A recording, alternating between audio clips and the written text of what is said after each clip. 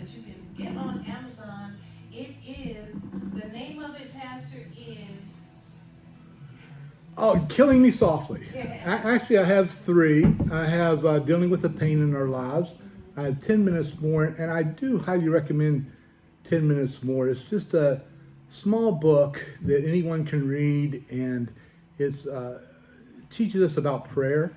And I know, being a pastor for many years, one of the things that I've always run into is that people say, I just don't know how to pray. I don't know what to pray. After I say, "Dear Lord," after that, I don't know what comes next. And so I just wrote that as something you can carry along with you. And I've always said that the two greatest gifts you can give to anyone is first to lead them to the Lord, but the second thing is to be able to teach people to pray.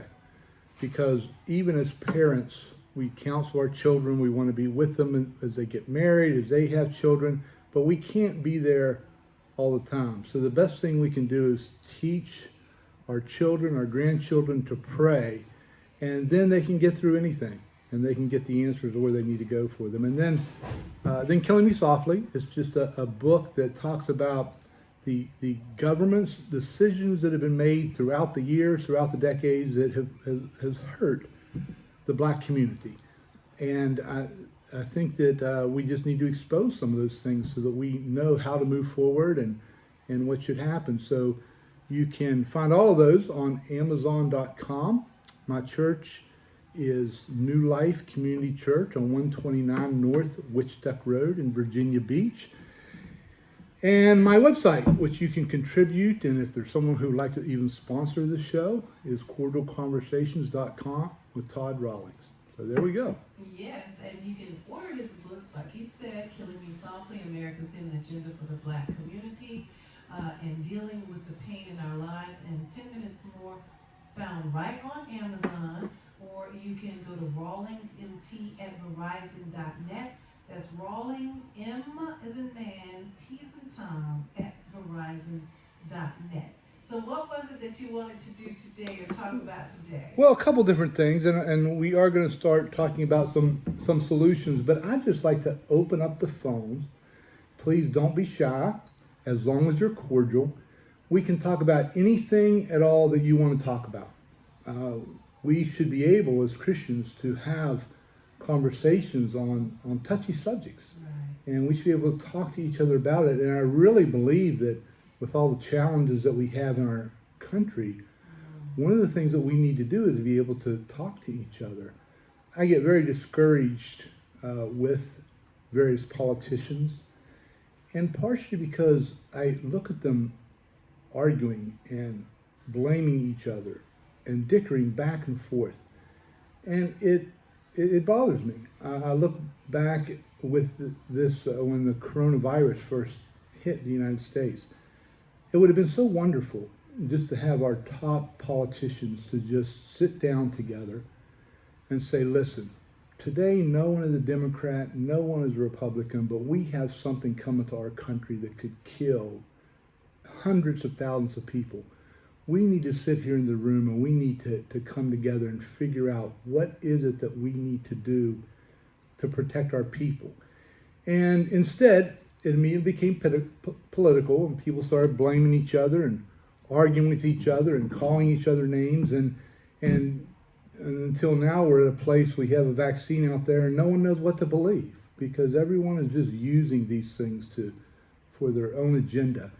So I am very much for cordial conversations, and I just throw it out there to you. If you just have a question, don't be shy. You can just give us a call, ask a question. We'll talk about it. All I have to give is an opinion, just like you have. So I would open that up to you first of all. All right, so the phone number to call is 757-454-1650, 454-1650. If you'd like to have a cordial conversation with Pastor Todd Rawlings, he is willing to listen and contribute to whatever the subject may be. So call right now because the hour definitely flies by. So don't wait till we're getting ready to go into the Willie Moore Jr. show, because then I'm not going to be able to take your phone call. So call right now, 1650 454 1650. One thing, that I've seen that the pandemic has done is again divide us more. We've already been divided, so now we're divided even more on if we should get the vaccine, if we shouldn't.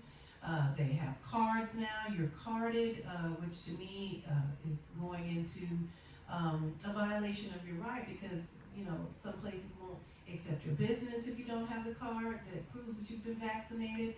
And it looks like we're going in the direction of buying and selling. You won't be able to buy or sell goods if you don't prove that you've gotten this vaccine. And I think and I am not against people who want to get the vaccine. That's fine. I'm not talking about you. What I'm talking about is the fact that if I decide I don't want to get it, now I'm not going to be able to do certain things just because I decided I didn't want to get it. I don't think that's fair. No, that's right. And I know it has hit so many of us. Just this past week, my sister, brother-in-law, and their 2 children all came down with the virus. They're doing well now, and they had a couple of rough days there. But then also my father-in-law, he's 84 years old, and we just found out yesterday that he has it. But he was fully vaccinated and the whole thing, and he wore a mask and did everything possible, and he still got it. So Wow. we're praying for him, and that's part of the issue. If I felt like, well, I can get the vaccine and okay, I don't have to worry again, but it doesn't seem to be the case at all. And so that's a challenge. It's just like the flu shot now. You're going to have to get it every year, and if they keep coming out with more of these variants, you're going to have to get one for the variant. That's so right. When does it end, and when do we start holding people accountable? One word that you use all the time, about the government that I love is holding them accountable. So now, who's being held accountable for even creating these monstrous viruses? We're not even talking about that at all as far as the media is concerned. Who's being held accountable for even creating them, and not only creating the virus, but putting a patent on it? Why would you want to patent a virus? Yeah, it's amazing. And at some point, we really do need to set aside our political desires and leanings and be able to focus on these things. And also, I've said that, the Lord looks down and he sees 2 groups of people, Christians and non-Christians, his family and people that aren't yet in his family. And so all of us together, we need to not make our loyalties so much with a certain group of people that we forget that we are part of the body of Christ. And we need to talk about these things and ask people. In 454-1650, we want to hear your take on. It doesn't have to be about the vaccines. It could be about anything. It could be about Afghanistan. It could be about Haiti. It could be about Hurricane Ida, how it's affected New Orleans. It could be about anything. There was a congresswoman that did an interview yesterday or the day before. And again, this is one of those things where we look at we look at these issues as a Christian or a non-Christian. The Bible says that God made man and woman in his image. And this woman doing an interview was not comfortable using the term man or using the term woman. So she used, and this is a high-profile congresswoman in our country, if I can even say it right, menstruating and non-menstruating people. So that's she, I don't like to use the term women. I don't like to put people in a box, but you can, whether you are one of those. That's how she's going to do it, and went through the whole interview, using that term, and again, that's where we need to step up and go. I don't care what political group you're with. We believe that God's created men and women. And I don't know. I don't even know where that term ever came up with. That's the first time I ever heard it. But What term? Menstruating and non-menstruating people. Yes, it just, if you would like to talk about that, call us now, 454-1650. And, then you have the transgender situation that's going on with this young man that's in the rap community called Lil Nas X, and how, he's promoting his next album by being dressed as a pregnant woman. We've got that to deal with. Oh, nice. And our children are just coming up in a different time. My grandchildren are coming up in a different time, and we're not trying to. I'm going to speak for myself. I'm not trying to bash anybody for their beliefs. I just don't want your beliefs being pushed off on me. Well, one of the things I think that does happen that the enemy has tried to steal the innocence away from our children, and Satan hates children. He has launched a war from the beginning against children because children remind him of what a Christian should be. Because Jesus said, unless you become like these, you can't be my disciple. So in looking at a child, that is what a Christian should be. And Satan hates that. So the different things that he'll do, we've talked about abortion. He will try to kill them. But the other thing is he'll try to take away their innocence, take away those young years. And I just remember watching sports with my children and thinking that was a safe haven. And then all of a sudden you have to hold the remote for the commercials that came up, because I would have these crazy things I had to explain to them at ages I never thought I would have to explain to them. And there it is, bang, bam, on the TV. And so, it takes away our innocence. Someone had posted on Facebook, it's not about homosexuality, it's not about bisexuality, it's just stop pushing sexuality, period, on our children. Yep, absolutely. And that is what the entertainment industry has all but become. Just nothing but sexuality. And I know back in my day, there were some songs that lyrics were a bit risque, but not the way they are today. It's just like no holds bar. Well, this will age me, and I was a child during this time, but for those of us who are a little bit older, remember when Elvis Presley was on the Ed Sullivan Show, and they would not show him from the waist down because he shook his hips. And when you think that was probably late 60s, when you look in 50 years, how much that has changed. It is concerning what the next 50 years are going to be like, because those are just radical changes. And so, it is a way of stealing our children's youth. And if you don't know, if you remember Barbara Eden, who played in I Dream of Jeannie, they would not let her dress showing her navel. Oh, really? Yeah. They would not let her show her navel. With the costume that she wore as Jeannie. So I'm kind of telling my age too. Yeah, we go. But it's okay, because it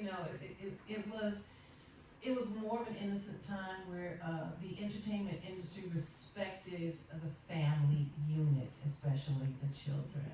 There were times when you couldn't see a tampon commercial, let alone talk about menstruation like that government official did. Yeah. They wouldn't even, say certain things in commercials. Like you said, you have to hold the remote so your children won't be, because children are, we were all born natural scientists. In other words, we ask questions, what's this, what's that? Because we've come into a new world, we want to know. So they see this on the screen and they're like, well, what is that? And why are they saying that? And what are you going to do? You got to answer them. Yeah. But we do pray for the covering of our children who have gone back to school this week. That the entire school year is going to be a safe school year, not only from coronavirus, but from any negative spirit that the devil may throw at them. We want to pray for the teachers, the school administration, the bus drivers, the crossing guards, the parents, everyone. We're praying the covering over this school year. Okay, well, we can jump into some other things until we get those phone calls, but I just wanted to take a look today, as we start talking about some solutions with concerning racism and such, and please remember that with the book and what we're doing here is just trying to expose the things that our government has done that has been detrimental to the black community. We need to see why some of these things happen, what can we do, and one of the maybe the most radical things, and people will say is virtually impossible to do, but I believe that we need to start tearing down our inner cities. Now, that may sound like a radical thing to do, but our inner cities, we can walk through today a history lesson as to where they came from. But for years we even had public housing facilities. I mean, it was just in the 90s that here in Hampton that a public housing community was torn down, and that had been all housing built for the Navy. It was Navy housing, and for young soldiers to come in and put a cot in the corner and a hot plate and to be able to live there. And that's one thing if you're a soldier, but also when you move families into those things. I think one of the things that has been detrimental with the black community is the way we as Americans, and especially I'll say our government, have directed people and pushed people into inner cities. And one of my favorite actors in the world, Denzel Washington, when he asked about tensions of race, he said a remarkable thing. He said, it's not race, it's culture. And he said, people need to stop focusing on what race they are and looking at the culture of each person. Now, one of the ways that shows is the statistics are what they are. And I hope this doesn't offend anyone, but for instance, the statistic will be used that the black community is 13% of the population, but commits 51% of all violent crimes. But even that doesn't tell the tale, because that's 12 to 13%. But if you take out of that all of the women, because you'll find that black women don't commit a lot of murders and a lot of violent crimes, some.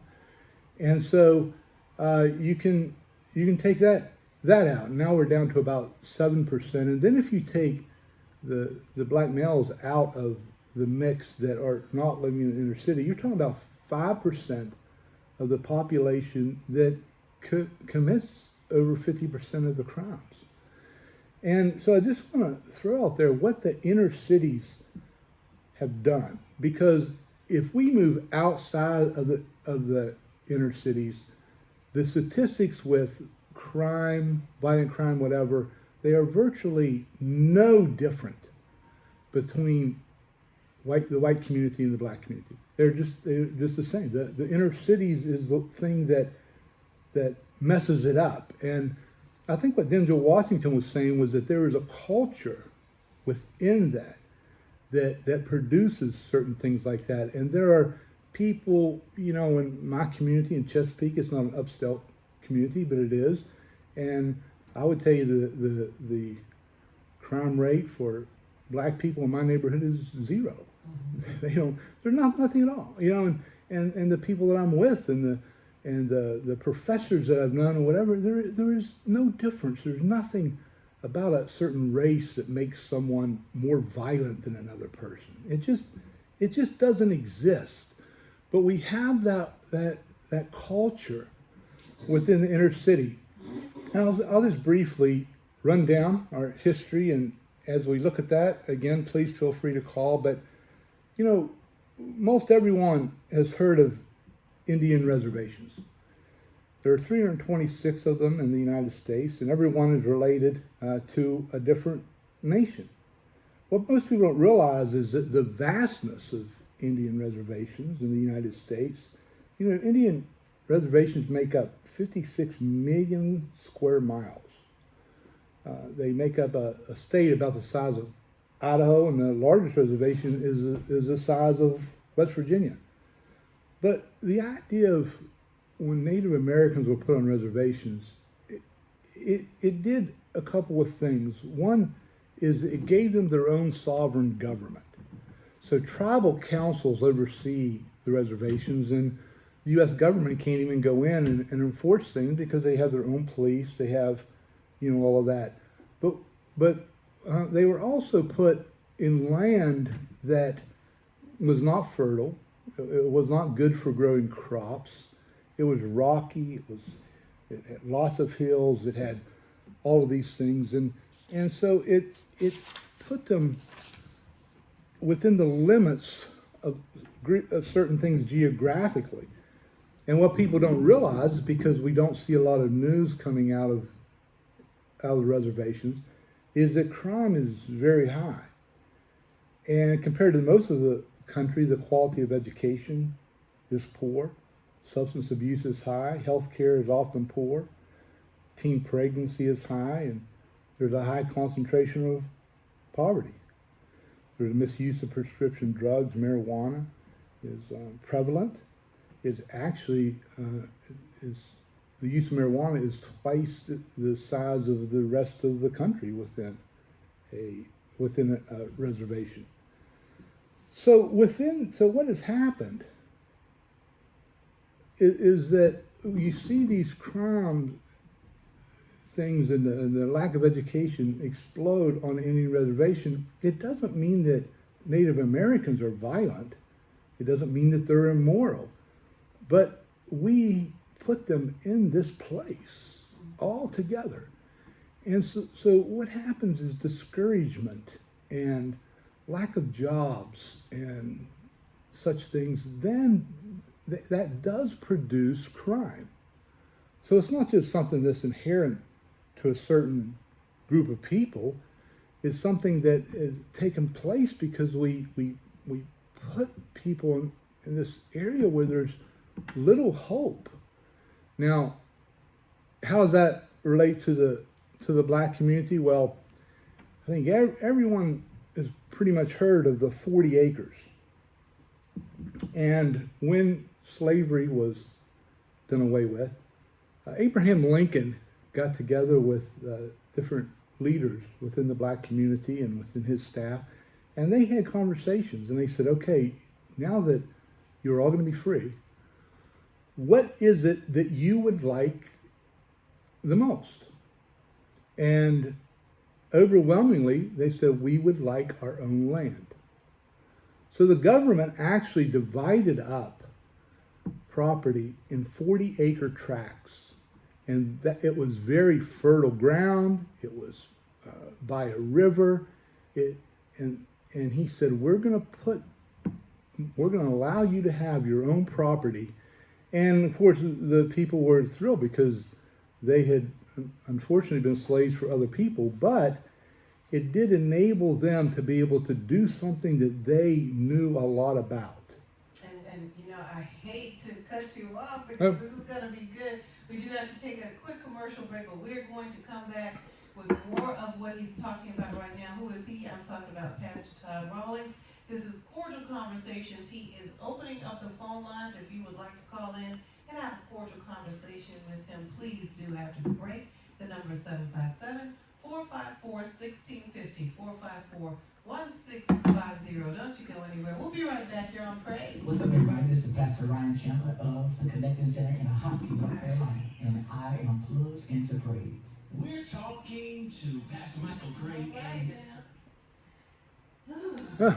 Was it raining when you came in? It was a downpour. I was soaking wet whenever I walked in the 'Cause building. I got so sleepy all of a sudden. I was like, why am I getting so sleepy all of a sudden? And I was like, it must be raining outside. I'm glad you told me that. Is that what happened? Because I was sleepy. Yeah, because see, the sun is our power source.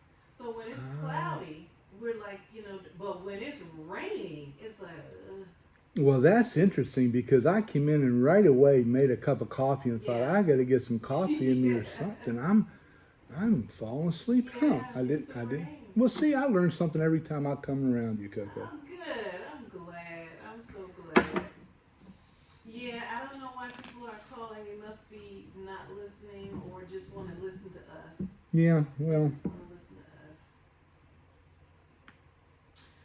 But yeah, that COVID thing, I'm telling you, these people are just, let me see, here's a commercial about it. they're open for business during this trying time that we're all living through. How have you been getting along? Everything's been fine. God has continued to bless us through this pandemic. Oh, the pandemic, I know. It's just over and over, isn't it?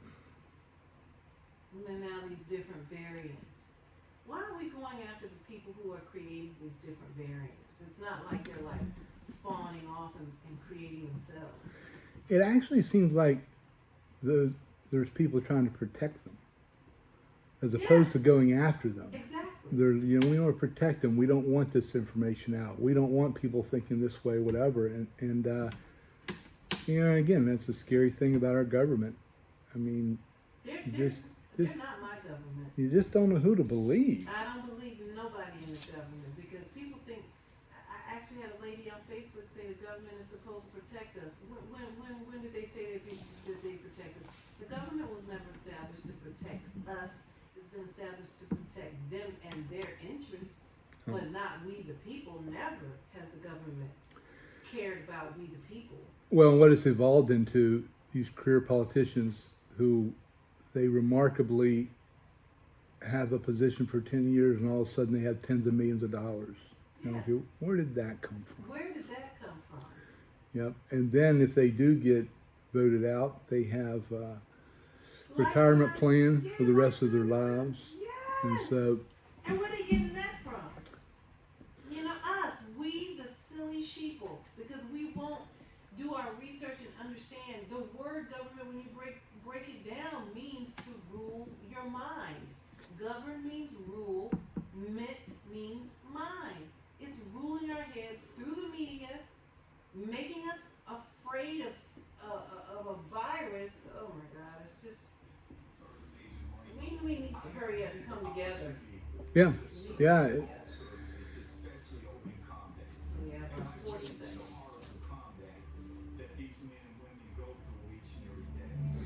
We understand that when you get back here, there's a possibility that you will go through changes.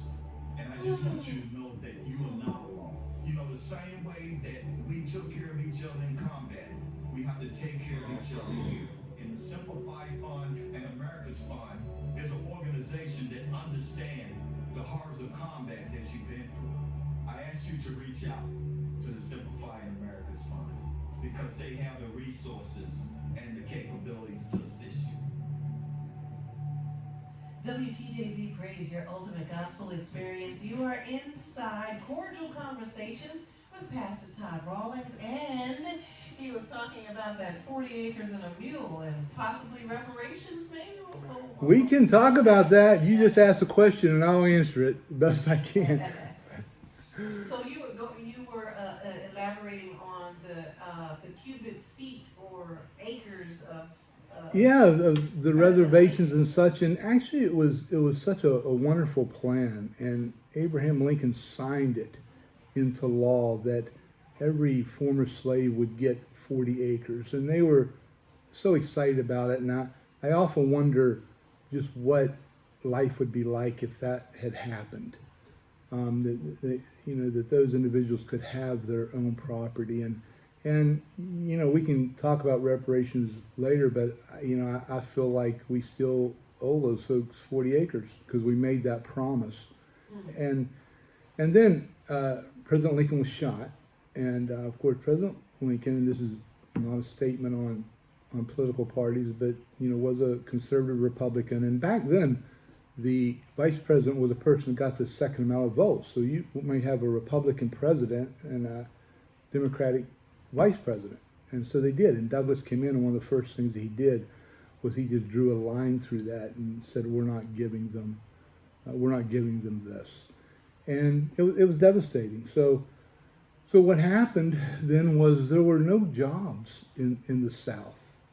The landowners had made a fortune. The people of the South had made a fortune off of slavery. They built their empires. And one of the things that people don't completely realize is that in the North, and it was mostly, and I'm just saying this because it's facts, but mostly Northern Republicans fighting against Southern Democrats in the war. And within the North, even when you look at reparations or what have you, there was not a lot of slaves. It could be argued there were very, very few, and which is why they even had like the Underground Railroad, because they were trying to get people from the South to the North. And during the times of slavery, there were black people that were business owners, that were performers and entertainers, and they mixed and mingled with the white community. And then the South is where the slavery took place, and then of course, we had the war. So now what happened is you have these individuals that all of a sudden they're free. They're free, but they don't own anything. I mean, if you can just imagine, and I'm not in any way saying the life of a slave was a better way to go, but there they did have a place to sleep, they had some food to eat, and all of a sudden, bam, you're on your own. And so it just seemed like my heart breaks when I talk about the 40 acres, because that would have changed so much. But instead, you have nothing. You don't have a dime to your name. You don't have a piece of food. You don't have anything. So then what happened from that was that the black communities started moving north. And as they went north, there were some jobs. They didn't get great jobs, but it was during a big time of industry. And the war alone had produced a lot of that and presented jobs for people. And so they started moving. And in 1900, I mean, think about this. In 1900, 5% of the black population in the South were living in urban communities.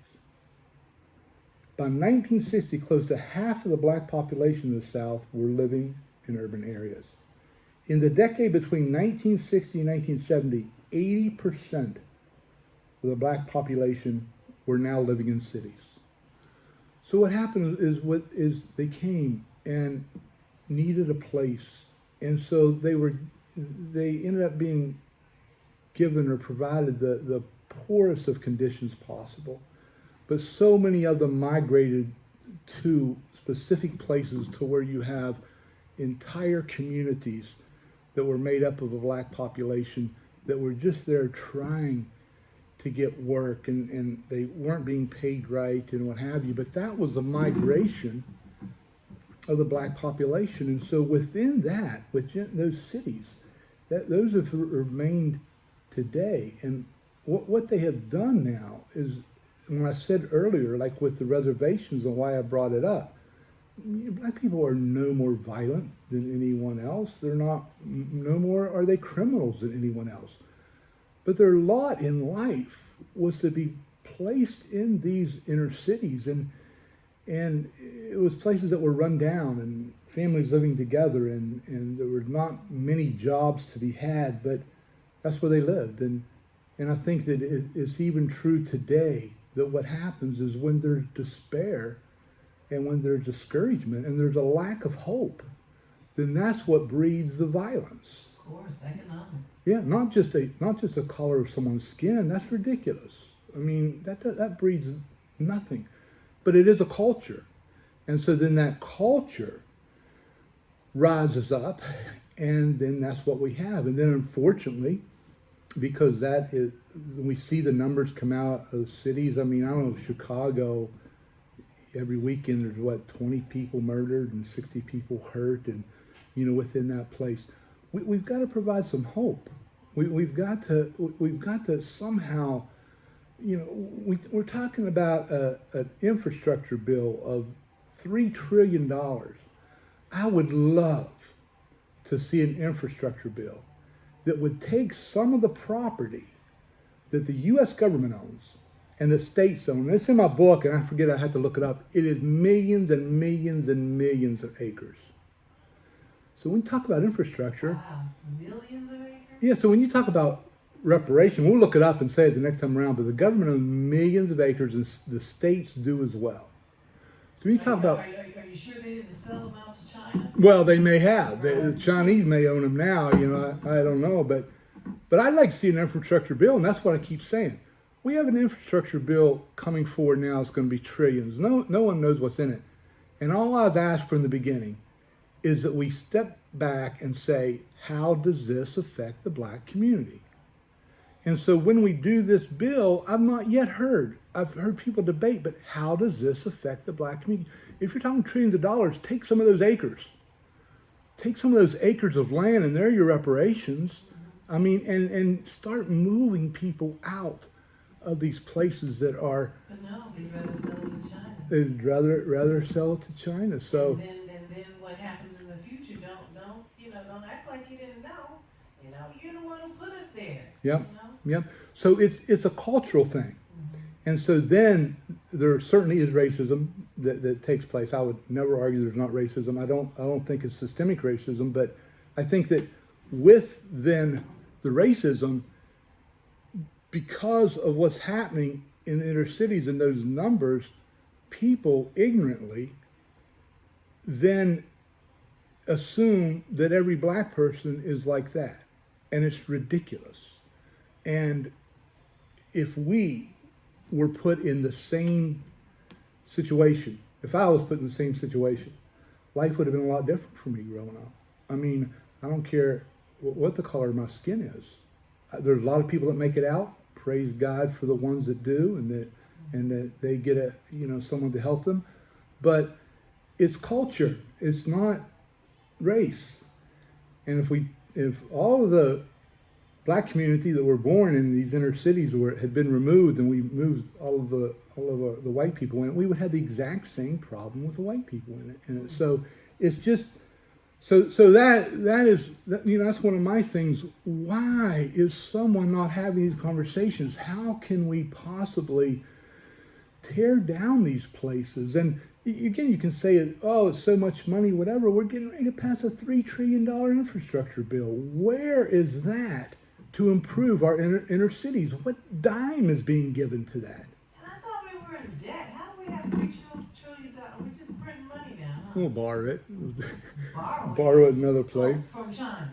I guess so. Who else? None of this makes any sense.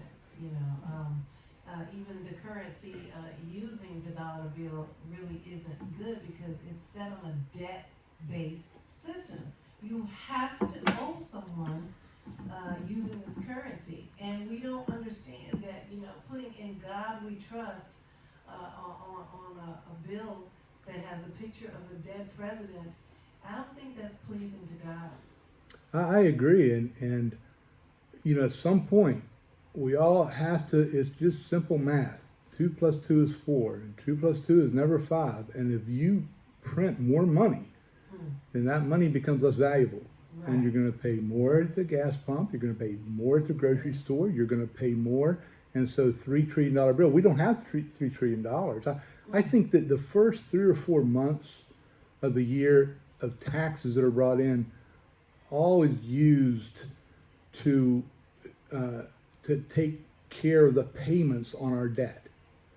So we don't have any money to use until like the 4th month of the year. And so we're going to go spend $3 trillion. Where's it going to come from? We'll just borrow it. And it might be nice and things spring up and this happen, but then we see what happens at the gas pumps and we see what happens in grocery stores. So well, it's funny how you say the 4th month. Now, when you say the 4th month, are you talking about April, which is tax time? Well, I'm talking about if you divide it out for the year. Mm-hmm. If you divide the amount of money that comes in 12 months, there's enough that goes to service our debt that it would use up the first 3 months before we ever able to buy anything else. And it may be deeper into the 4th month now at this point, but the bottom line is there's going to come a time when we only take in enough money to pay off our loan. We don't have any money to do anything else. And when that happens, of course, the dollar will collapse and we'll all be in trouble. Well, business speaking, they already have it. These people control time. And what I mean by that is that they already have us 3 months behind in business. And what do I mean by that? Well, this is the end of a business person's fiscal year. The beginning of the fiscal year begins in October. So we think that the beginning of the year is January. Ah, there we go. Whereas in business, the beginning of the year is in October. So they, and it's funny how they have us trained like that, but we don't even see that because we're not taught in schools, again, the education system, which we've just returned back to school, but are these schools teaching these children about business, their business side? I know see, the God-given talent is easy because it's God-given. But this man-made system, which is a debt-based system, if you're not taught by your parents or by an educational system on how business works, you're already left behind. Well, that's true. Yeah. And then they want you to get in debt by owing colleges to teach you this information. Yep. And it's a sad state Yep. of affairs. Well, then to continue on, what happened is we had a tremendous number of people within the black community move to the north, but then the government, of course, got their noses into it all, and there's a lot of good programs that came out of the '60s, and I don't like to just bash one group and what Lyndon Johnson has done, what have you, but what they started then was programs to feed people and to even give them a certain income, but there was conditions, and one of the conditions was there can't be a father. Man in the house. There can't be a man in the house. So what happened was he presented to all of these individuals who were struggling to get by, we will pay you, we will give you food, we will do whatever, but you cannot have a man in the house. And so what happened is it quickly went from going into the 60s, 70 to 80% of all black families had a father. And now there's 25%. And so our government has torn down the black communities, and then we went into housing programs, and we will help to support the housing program. However, you're going to have to live in this place, which is already discouraging and already heartbreaking. Did you want to take this phone? Yeah, let's see what it is. Thank you so much for calling Cordial Conversations with Pastor Todd Rawlings. You are live on the air. Go ahead. Yes, good afternoon to you both. Thank you. Yeah, the conversation has been very interesting thus far. I'm sorry no one else has called in. That's okay. We know they're listening. People are shy. Yeah. The truth of the matter is, I think often our responsibility and accountability of things and oneself, sometimes the mindset is what really holds us back or takes us forward.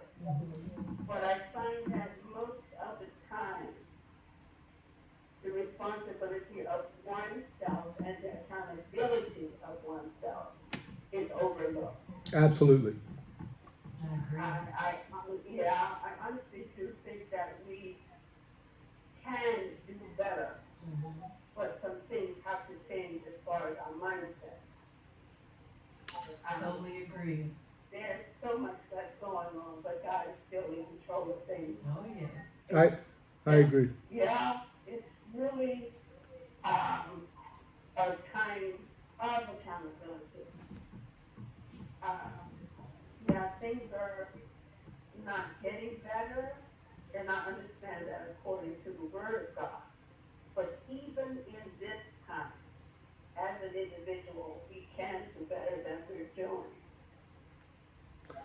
Well, I agree, ma'am. And then what happens Yeah.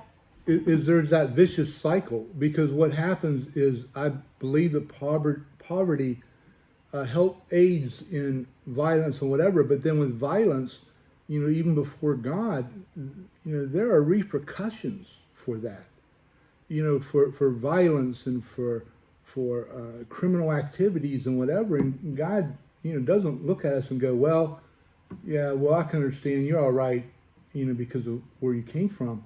But it just spirals down. And so, but it does put people in an awkward situation. But thank you so much. I agree with you 100%. That is the word for today, accountability. Thank you so much for sharing that with us. You're very welcome. God bless you both. You God too. bless you too. Bye-bye. Inside Cordial Conversations with Pastor Todd Rawlings. And yes, well, we have to get ready to go to a break. I told you the hour just flies by. But the last caller was correct. We do need to change our mindset. I feel like we shouldn't depend on information from other people, but we need to go and look up things for ourselves. I mean, the internet has made it kind of easy. You don't even have to go to the library anymore. Just go to Google. And Google is not going to have all of the information. We know that. And it's not going to be a deep research of what you might be looking for, but it is a start. and it'll unravel on its own. But we do have to go to a quick break, but when we come back, we're going to wrap up things with Cordial Conversations with Pastor Todd Rawlings and his book, Killing Me Softly, America's Hidden Agenda for the Black Community, which you can order on Amazon today. Don't you go anywhere. We'll be right back. Hello, Fierce Ones. It's your girl, Rain the Motivator. I'm Selah, and you're... Now there, I heard her. 40 or older and so. I heard her very clearly. I hadn't heard the others, so I don't know. Yeah, it's them. It's their phone lines. It's how they're putting their mouth right to the mouthpiece, or the area that they're calling from. It's them. She was very good, and she was concise. Yeah. Yeah. So you did have one phone call. And that's good. One is better than nothing. But that doesn't mean they're not listening. I know they're listening. They just want to hear us. They don't want to talk. They want to hear us talk. I guess it can be intimidating to hear your voice on the radio too. Exactly. Yeah, we are coming to a close.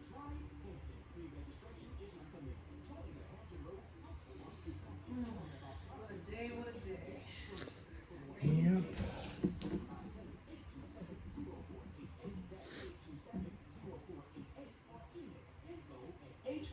HRProstateHealth.com.